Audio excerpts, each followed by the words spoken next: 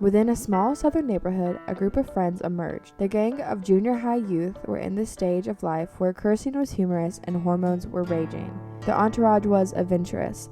They searched for trouble, but were also smart enough to never get too close to major conflict. Given that their track record only consisted of ding-dong ditching, occasionally sneaking onto the roof of the local elementary school to stargaze, and hiding in the shrubbery from local police officers during curfew hours, the group mostly stayed out of trouble. That was until their curiosity got the best of them.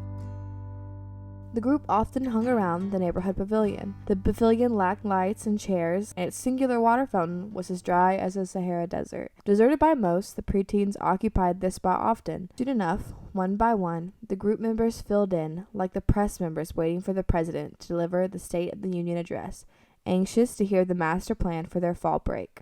The group of 5 was an unlikely gang. Stetson, the leader of the group, was an assertive and headstrong, yet passive-aggressive. Dakota is a simplistic girl that is non-confrontational and was happy to follow along with Stetson's authoritative plan. The duo of Coby and Harper sat on the boulder nearby. The on-and-off-again middle school fling sat and talked. Harper was a girl that knew exactly what she wanted. Whether it was boys, attention, or simply objecting to Stetson's dictatorship of the cul-de-sac, she made it happen. Her counterpart, Coby, was the most kind-hearted member of the group, the only forward thinker of the bunch. He was often the subject of ridicule for his analytical outlook on plans that were often cooked up by Stetson. Where is she? You said we would all meet at 9:30. She's coming. Maybe she... Put a sock in it. Here she is. In strode Nat, the last member of the gang, late, as usual. Upon her untimely arrival, the group huddled around the picnic table. Coby and Harper stood at a distance, and Nat and Dakota sat on the bench's seat, looking up at Stetson. Harper progressed the meeting. All right, Lord, get to talking. We don't have much time. What did you call me, Harper? It's the fat on the abdomen of a pig. Let him talk. As the group fell silent, Stetson informed the gang for their plans for break. I know what we're gonna do over the break. The house at the end of the Bateman lane. Absolutely not. What, are you still scared of going to the creeper house? You too chicken to even go with your girlfriend? No, I just have more than 3 functioning brain cells, you dingbat. I'm sorry, Harper and I are out. Speak for yourself, buddy. Coby swung his head around to stare at his girlfriend. Come on, Coby. For once, don't limp out. Fine. I'll do it, but it doesn't change the fact that I think you're a brainless moron, Stetson. Harper playfully pushed Coby, causing his knees to buckle. He stumbled and smiled at her. As he caught his balance, Harper kissed his red-hot cheek. Nat and Dakota sprung up, eager to blindly follow Stetson on his chilling adventure, and off they were.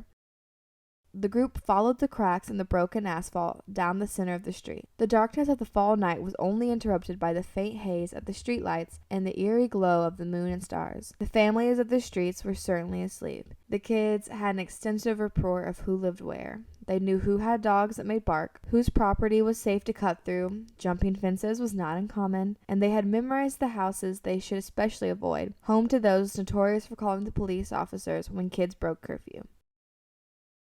The house at the end of Bateman Lane was widely known among the community. The unsettling for sale sign in the front yard had been planted since before the children could ride their bikes up and down the street. Over the years, the bricks on the abandoned house had become overgrown with poison ivy, and the yard was a field of calf-high weeds. The busted shards of glass still in the window frames and the blood-red door caused the hairs on the neighborhood kids' necks to stand. Still, there was a fascination with the creeper house. As the group got closer to the end of the street, their nerves started to run wild. Beads of sweat trickled down the palm of Coby's hand, gripped firmly to Harper. Stetson, Nat, and Dakota's pace had slowed down. No one said a word. The group paused to analyze their surroundings. The night was silent, except for the sounds of crickets and cicadas. The group pressed on. Did you hear that? Everyone stopped in their tracks. Each group member felt goosebumps on their necks. Leaves crunched loudly among the collection of nearby trees. Twigs snapped at the end of the forest, and the noises grew louder and louder. Harper and Stetson still tried to look unfazed, while the rest of them gave up on that a long time ago. There it is again. Stop the crap. It's not funny. Then, out of the woodline, a strange figure emerged. The lanky body moved into the orange streetlight. A face appeared. What are you guys up to? The young boy lifted his hand and waved. As he waited for a response, his smile faded. Stetson yelled out from behind Nat, who was now his shield. Who are you, creepo? My dad's a cop. He'll have you arrested if you try and hurt us. My name is Aaron. Jeez. I was just trying to meet some new people. I don't have many friends in this neighborhood. Why are you in the woods at... Never mind these losers. Care to join us? We're going to the house at the end of Bateman Lane. Creeper house? You know about it? The group started to look around at each other, realizing they were about to go to the creeper house with a complete stranger.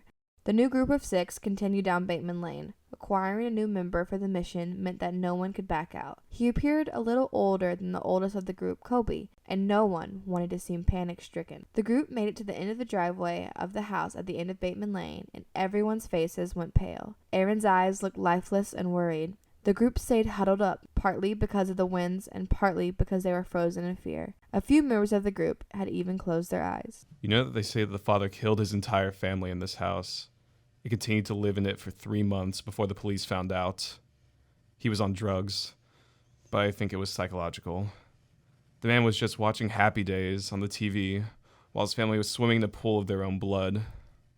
Not to mention, it was all over a simple misunderstanding. You guys want to go in? The group looked at each other and silently tried to find a way out of this now unwanted adventure. You see, we would, but Coby has to go home, or his mom isn't going to let him hang on Halloween. Oh, great. We can hang on to Halloween and go inside. See you guys then? Stetson studied each of his friends, their eyes begging to leave. Nevertheless, Stetson's pride once again had gotten in the way, so he couldn't say no. Yeah, we'll meet you at the pavilion at 10 o'clock Halloween night. The owl continued its taunting hoot as the group dispersed over the spine-chilling driveway. Before they knew it, they would be back at the same sliver of concrete at the end of Bateman Lane. I guess we need to go meet Aaron at the pavilion. How are we back in this mess again? Honestly, I feel like we should make Stetson go alone. Some of us didn't want to go to that hellhole in the first place. If it wasn't for your big-mouthed girlfriend, we wouldn't be here. She invited him to come with us. There are only 2 options here, ladies, both including moving one way or the other, so the 2 of you better get to stepping. Stetson set foot towards the pavilion, and the rest of the group followed behind him. Aaron sat in the shadow of the pavilion on a bench. Ready as we're gonna be. Let's get it over with. Aaron led the way back to the sinister home. The once lively neighborhood was full of trick-or-treaters and hayriders, now hosted dark porches with fading lights of jack-o'-lanterns. The streets were vacant, and each passing house had turned out their porch light, signaling the festivities were over for this year. The darkness was ominous, but it was too late to go back.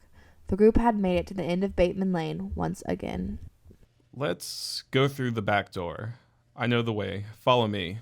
There's a lock on this gate. I think we have to go back. I know the combo. He popped the lock, and into the backyard they went. Nat tugged Stetson's arm to get his attention. She pointed to Aaron and shook her head in a manner of distrust. Aaron turned back to observe the group. Nat, watch your step there. There's a high pothole you're about to walk into. How did you know that? I know my way around this place. Once at the weathered back door, Aaron reached under a nearby flower pot and grabbed a rusty key. He inserted it into the handle and walked through the threshold. The middle schoolers stood dumbfounded and frozen as they stared into the gaping darkness beyond the doorframe. They looked inward, knowing what they had to do, and one by one they ventured into the house.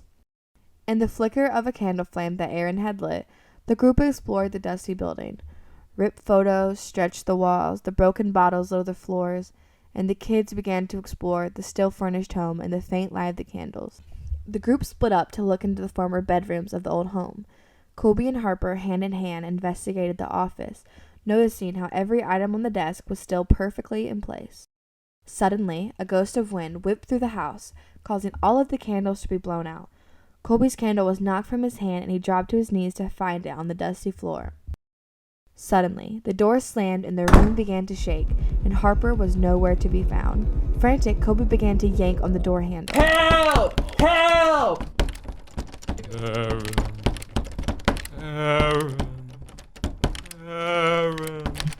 The threshold gave way as a crying Coby falls onto the living room floor.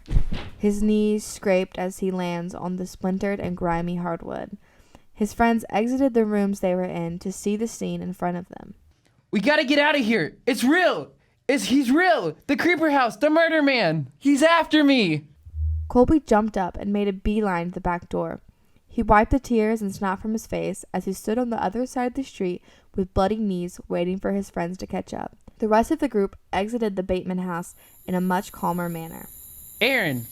Where's Aaron? He probably ran home. He looked pretty scared when you ran out. Coby, what happened? Are you okay? The door slammed, and now I couldn't see anything. The room started to shake, and I could hear him. I could hear him. If you wanted to go home that bad, you could have just told us.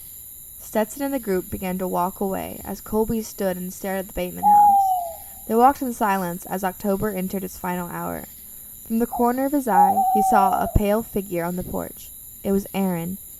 He walked across the porch slowly and ascended through the blood-red door. Just like that, he had vanished into thin air. Colby's spine tingled, and the color drained from his face.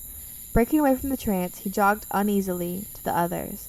He grabbed Harper by the hand and pulled her to pick up her pace. Come on, we gotta go.